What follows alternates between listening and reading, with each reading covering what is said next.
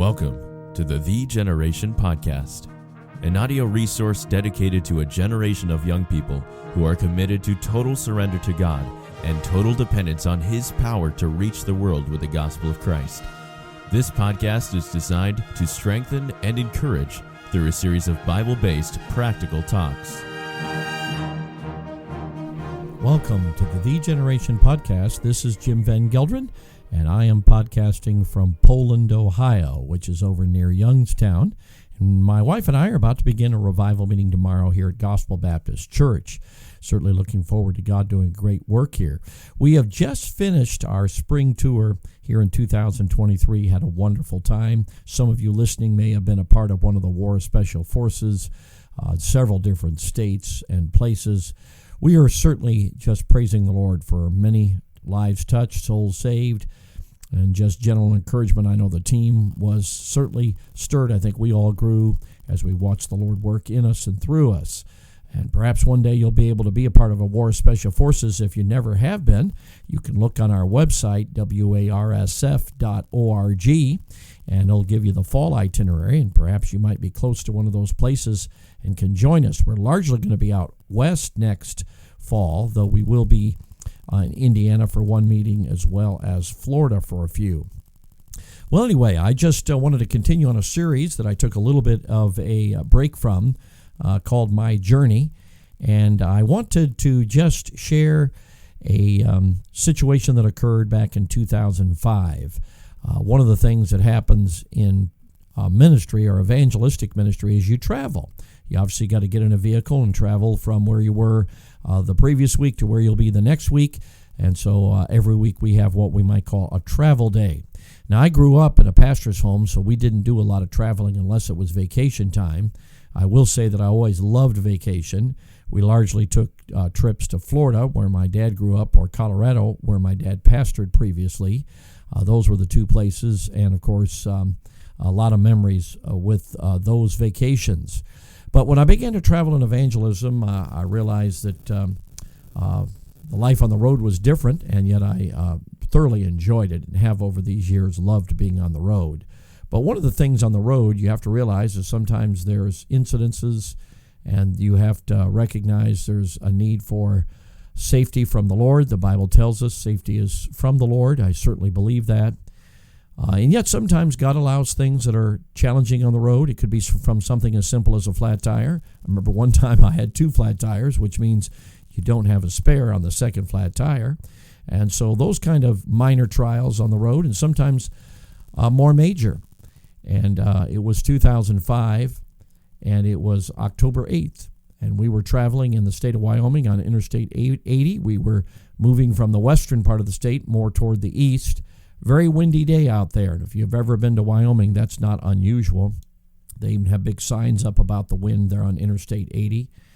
And we were towing a 35-foot travel trailer, and it was a 1-ton van that was towing it. And we were heading into Rawlins, Wyoming from the west. In fact, it was actually mile marker 192. And a microburst hit that big, broad side of that 35-foot RV, as well as a semi was passing us and kind of creating a vortex. So I'm not sure all the ins and outs of what created it. We were also going downhill, which if you know anything about towing, it's it does present a challenge if the trailer begins to go faster than the tow vehicle, so to speak. And the trailer began to weave like the tail of a dog, and we had a van behind us with our team in it, and they of course saw that began to kind of weave back and forth, and it got worse and worse. And it was a situation where I don't even remember to this day exactly what I did. I believe I just put my hands on the wheel and probably pumped the brakes. I don't remember all that. I don't remember a lot of the details because it was extremely traumatic. But the trailer pushed us onto the median, which miraculously was flat at that point in the highway. I've been on that Interstate 80 many times, and for miles on either side there's a V in the center of the road. But there it was flat like a football field. It was a fairly large section that was flat, and the 2 lanes, the eastbound, westbound, were farther apart. And we went on to that flat section, and somehow the RV popped off the ball and fell over. And when it did, the momentum was going so fast that it literally ripped the travel trailer off of its frame, and it flipped. It was going so fast, it dug into the earth and it flipped, so cartwheeled, so that when we got out and went back, the back of the trailer was the closest to us. It just cartwheeled. We didn't see that, but that's clearly what happened. And then the trailer frame went all the way on. Got off the wheels and was now being dragged by the chains that were holding it to the tow vehicle.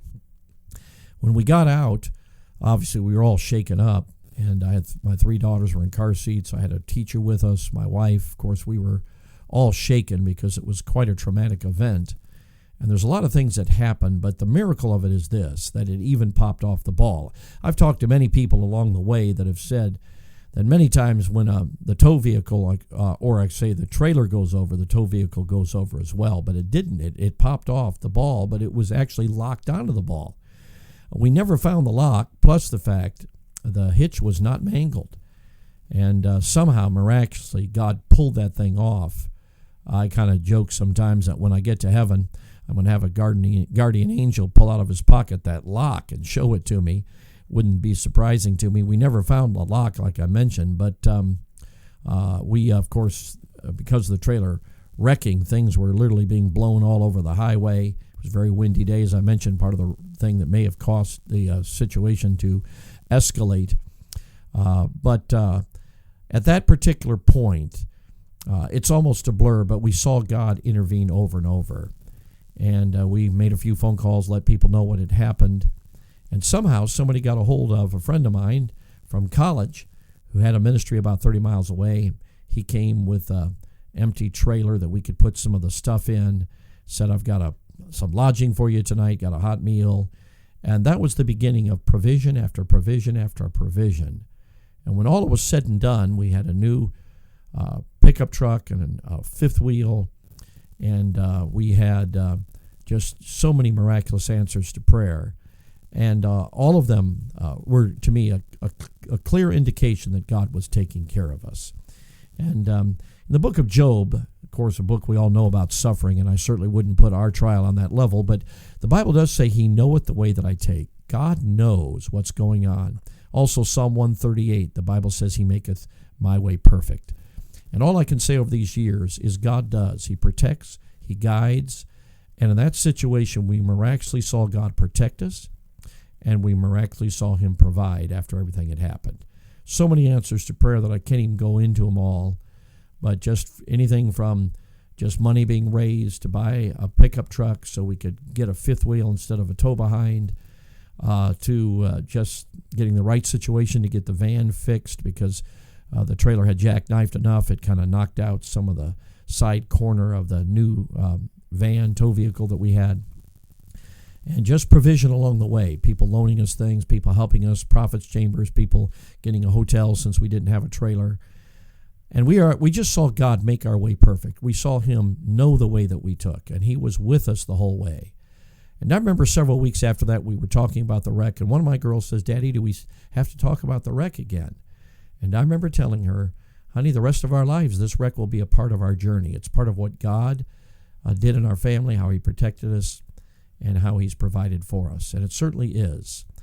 So it's my journey and on the road, I guess I could put it. And, of course, the biggest road trial I've ever had occurred on that October 8th, 2005 at mile marker 192 on Interstate 80. And, of course, as I go down 80, I've gone by that mile marker many times, looked at that flat spot there, and knew once again that God's protecting hand is with us, and just reminded by His goodness to us. And friends, I want to tell you, whatever God calls you to do, He'll enable you to do, He'll protect you, He'll provide along the way. It doesn't mean there won't be trials and difficulties, but God will be there. So what are you going through? Remember, the Lord knows the way that you take, and He will make your way perfect as you trust Him, as you look to Him, even when circumstances don't seem to be optimum. When you're asking, why did that have to happen? You can realize God is in control. He knows the way you take. His way is perfect. And that really is a part of being living a life that is totally surrendered and totally dependent on His grace. Thanks for joining us for this episode of the Generation Podcast. If this challenge stirred your heart, then you might want to join us this coming October for our annual The Generation Youth Summit. You can compete in exciting 4-way competitions and hear how your life can turn the world upside down. For more information, please visit thegeneration.org/summit. That's THEEgeneration.org/summit.